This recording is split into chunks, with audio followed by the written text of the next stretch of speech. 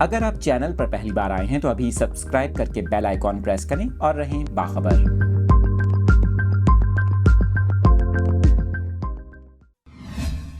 Details آپ کے ساتھ شیئر کر رہے ہیں۔ اس اہم خبر کے حوالے سے ماہرین کی جانب سے خبردار کر دیا گیا۔ ماہرین کا بتانا ہے کہ سورج میں ایک بہت بڑا طوفان پنپ رہا ہے۔ 3 بڑی مقناطیسی لہریں زمین کی طرف رواں ہیں۔ فلکیات کی اصطلاح میں ایسے طوفانوں کو سورج کے دھبے قرار دیا جاتا ہے۔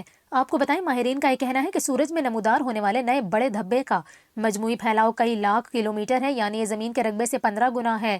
آپ کو بتائیں کہ ناسا کی جانب سے بتایا گیا کہ اس دھبے کو کیرنگٹن کلاس کا طوفان تو قرار نہیں دیا جا سکتا، تاہم اس کے نتیجے میں زمین کے ماحول پر تھوڑے بہت اثرات ضرور مرتب ہوں گے اور یورپ اور امریکہ میں بہت بڑے پیمانے پر روشنیاں بھی دکھائی دے سکتی ہیں۔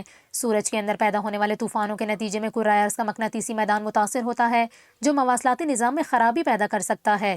آپ کو بتائیں کہ اگست اور ستمبر 1859 میں بھی سورج میں غیر معمولی نوعیت کا طوفان برپا ہوا تھا، جس سے زمین پر ٹیلی گراف آفیسز میں آگ لگ گئی تھی۔ کئی دن تک شدید گرمی پڑی تھی، جبکہ ماہرین کا بتانا ہے کہ سورج میں ہر 40 سے 60 سال کے وقفے سے بہت بڑے طوفان برپا ہوتے ہیں۔